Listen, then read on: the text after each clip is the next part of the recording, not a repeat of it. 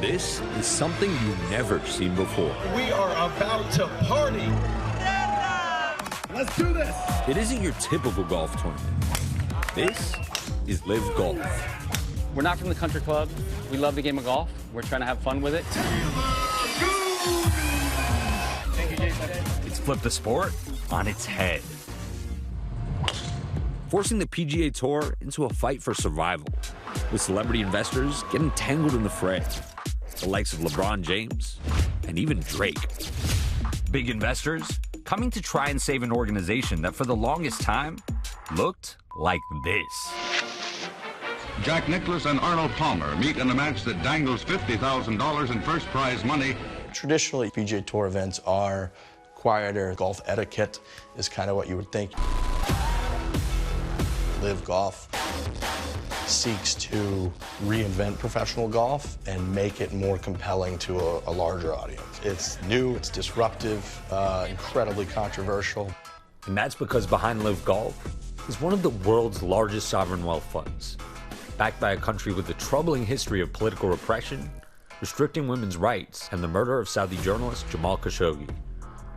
It's to start a pro tour, paying several big-name golfers millions of dollars to leave the PGA Tour. But the money comes directly from the Saudi Arabian government. Saudi Arabia has been able to distract from its human rights record, killing and dismemberment of Jamal Khashoggi. Saudi Arabia has invested $2 billion into this new golf venture alone, and it's triggering outrage across the nation. Some calling it sports washing. Sports washing is a form of information manipulation where big governments and big corporations included use sports-related content and the media stories tied to sports in order to alter the information that reaches their target audiences. Saudi Arabia can use the media cycle of good sports stories in the United States to push out all those negative stories. It's bankrolled by one of the largest investors in global sports, the Public Investment Fund, backed by the Saudi Arabian government. The PIF owns a minority stake in Disney, the parent company of ABC News. And they have money to blow, attracting the biggest names, poaching players from the prestigious PGA Tour with unmatchable, lucrative deals. What role did financial compensation play in your decision? I'll be lying if I said it wasn't a big part of it. So much of the mainstream conversation about Live Golf is its financing, that it comes from Saudi Arabia. When you look at every industry, there's people that invest that you might not agree with. But some people say this shiny new object is not distracting them from the truth. Turning now to the mounting pressure for Saudi Arabia to explain the death of a journalist. How can you take hundreds of millions of dollars? You think this is a pretty blatant attempt at sports washing? It's 100% the definition of sports washing. This type of Saudi takeover isn't just happening in the world of golf. From MMA to soccer to cycling and even Formula One, the kingdom's influence continues to grow across the global sports industry. According to Global SWF, an organization that tracks sovereign wealth funds, the PIF has invested $13.5 billion in over 20 sports since its inception. The Crown Prince Mohammed bin Salman, also known as MBS, recently outlining his plans for his country on Fox News. Well, if sport washing going to increase my GDP by 1%, and then we'll continue doing sport washing. Two-time Masters champion Bubba Watson is one of the many high-profile players who left the PGA Tour in 2022 and accepted a multi-year contract from Live Golf. And he has no regrets. What do you say to the people who have been critical of Live and what they're trying to do with the sport here? I'm doing something that's fun, energetic, and new. And if you're going to grow the game of golf, this is the way I believe to do that. And so for me, it's all about me and my family, and so that's all I focus on.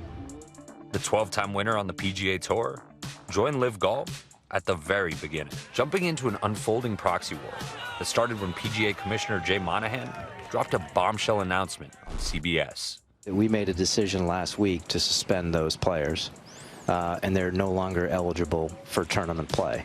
The PGA Tour's first reaction to Live was very strong and very anti. And Jay Monahan, the commissioner of the PGA Tour, came out very quickly and said anyone who plays on the Live Golf Tour will effectively be banned from playing on the PGA Tour. Was there any shock given how long you'd been a part of the PGA? Did it feel like betrayal in some sort of way? I threw in my resignation, so they suspended me even though I was out. I guess I put in my 2-week notice. Like, it's the same job, it's just a different company. And I have nothing against any of those guys that stayed. Don't have anything against the critics, you know, that's their opinions. While fellow top golfers, Dustin Johnson, Brooks Koepka, even Phil Mickelson were joining the new league aside Bubba, PGA Tour veterans were coming to the defense of the PGA. Like current #2 golfer in the world, Rory McIlroy, telling BBC Sports he would never join the league. If Live Golf was the last place to play golf on earth, I would retire. Tiger Woods reportedly turned down $800 million from the Saudis to join Live, bashing players on CBS who left the PGA Tour. I think that what they've done is they've turned their back on what has allowed them to get to this position. The backlash increased as fans discovered the money was coming from that state-sponsored public investment fund. Those early Live golfers being grilled on Sky Sports Golf. Isn't there a danger that you're also being seen as a tool of sports washing? You could be seen as a Saudi stooge. I don't condone human rights violations. I don't know how I can be any more clear. Saudi Arabia obviously has a horrific track record with human rights, with human atrocities that make people very uncomfortable. At first, the PGA wanted to remind the public of that human rights record in an attempt to stop Live, even allying themselves with the families of 9/11 victims who had been warning against Saudi Arabia's investment in American sports.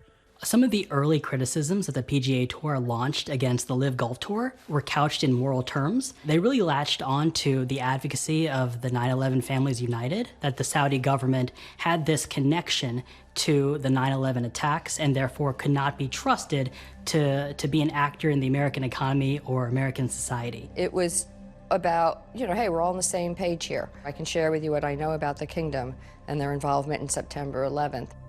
The kingdom denies those claims, saying in their most recent statement, any allegation that Saudi Arabia is complicit in the September 11th attacks is categorically false.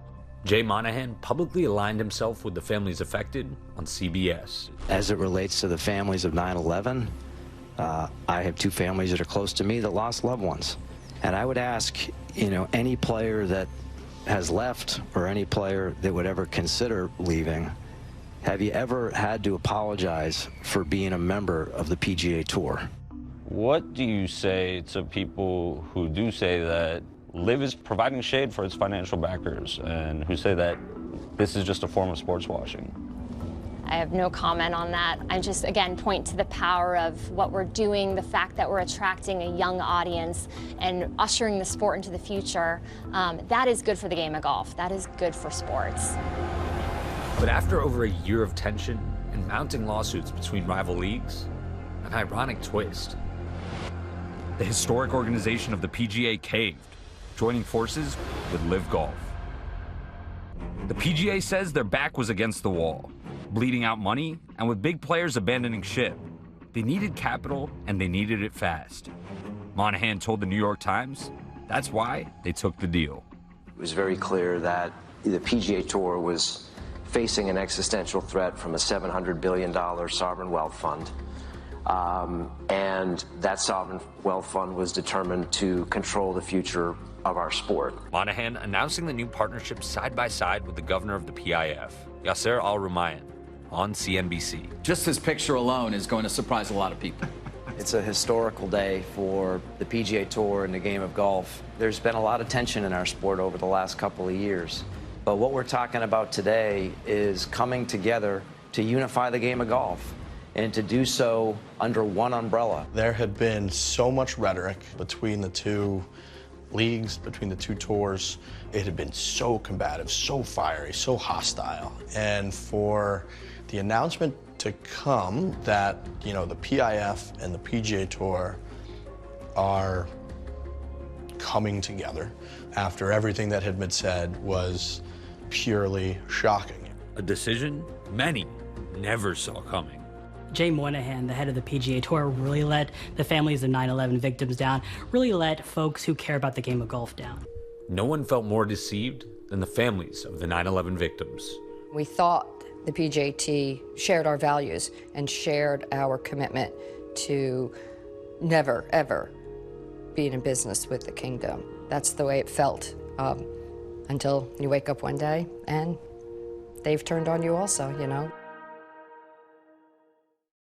Our thanks to Ashin. For more on this story, watch the full episode of Impact by Nightline, Power Play, the booming business of sports washing, now streaming on Hulu. Hi, everyone. George Stephanopoulos here. Thanks for checking out the ABC News YouTube channel. If you'd like to get more videos, show highlights, and watch live event coverage, click on the right over here to subscribe to our channel. And don't forget to download the ABC News app for breaking news alerts. Thanks for watching.